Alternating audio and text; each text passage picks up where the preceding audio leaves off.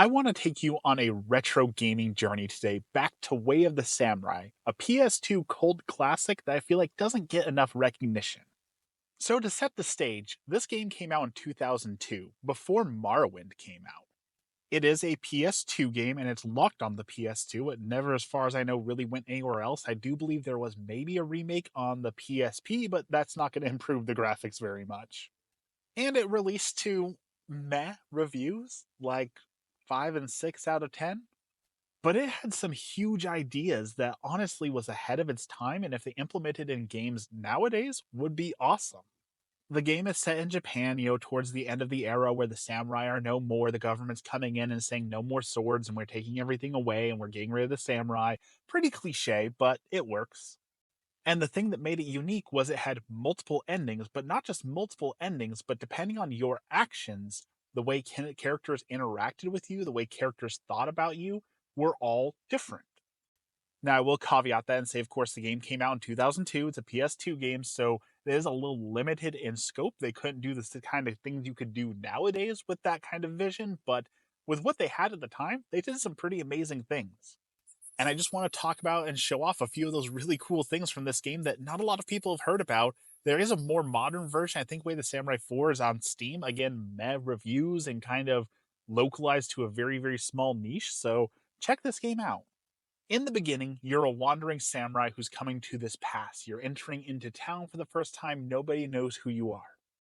And you immediately see there is someone carrying a girl or a girl running away from someone who gets picked up and carried away by him, and you're faced with your first decision. And you honestly have more decisions than you would think. You can, of course, get involved and go up and tell them, hey, stop and start a sword fight. You can watch and wait and see what happens, where they'll go down below and then another fight will break out with a different character who you may not even have known was there or not. You can choose to just walk away and not get involved at all. You can choose to join in with the bad guy and be a bad guy. You can choose to start the fight and lose the fight, and rather than a game over, you'll get another special scene on top of that, where you get tied to the train tracks, where you can either choose to get freed and join a whole different path, or maybe the funniest slash best ending, you can choose to remain tied to the train tracks and get run over by a train and end the game there. Now that sounds like a lot of options, and it is a lot of options, and that's what makes this game so cool. But remember, it is a PS2 game, so it is limited in scope. There are only 6 different endings, and certain actions like characters remembering what you did really doesn't impact the game as much as you'd want it to.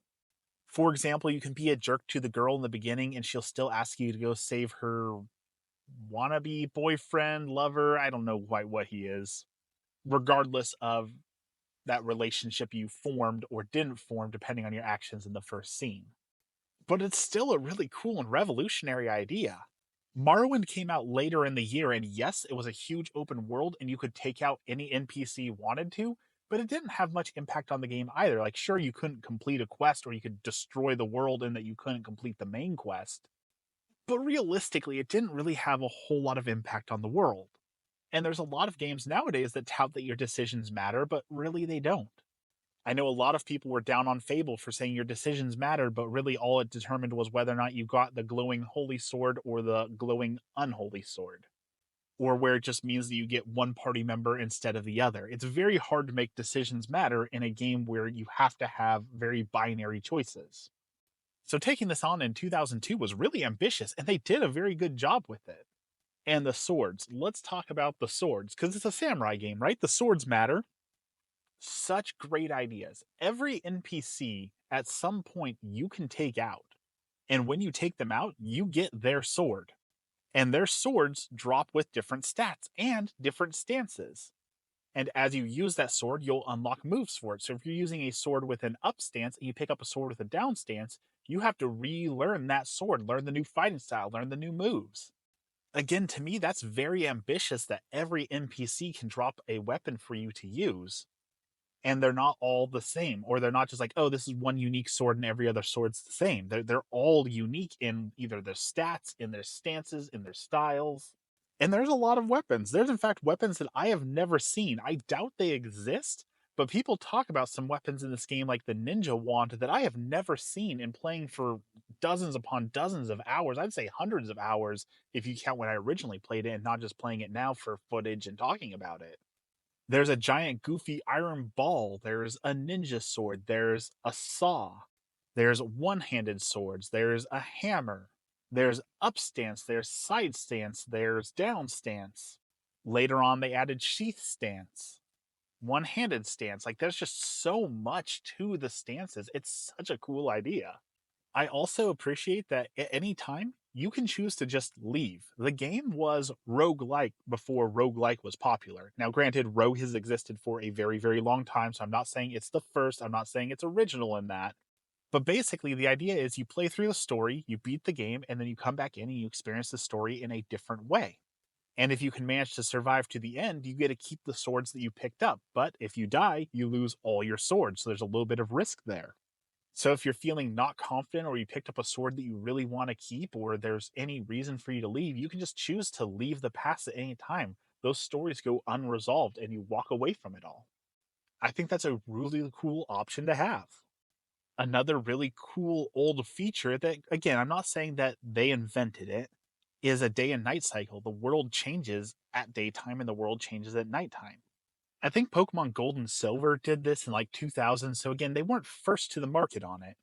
But at nighttime, the games come out and fight, under the guise of darkness. They all come out to different areas and there's constant fighting. You pick up swords and find little secrets.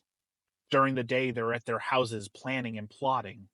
It's one of those little touches that really makes a game feel atmospheric that, okay, it's nighttime, so the world's more alive in this way, or it's nighttime, so there's less people out. It feels really good. It's really immersive.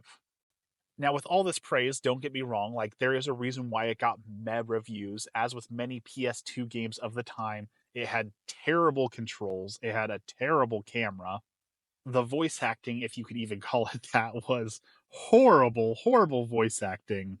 So it's a retro game, and with that, we have seen that okay, we figured out better ways to have control. We figured out better ways to make games, more efficient ways, better camera controls. So, of course, it is a little bit dated in that, but it doesn't make it any less enjoyable to play through, especially if you've never played it before. There is so much to experience. I dare say you could even call it an open world. There's lots of different places for you to visit, and each area you can choose where you walk through and where you go to, even though each individual area isn't that large, which is why I was hesitating to call it an open world. I think you could say it's in the vein of an open world.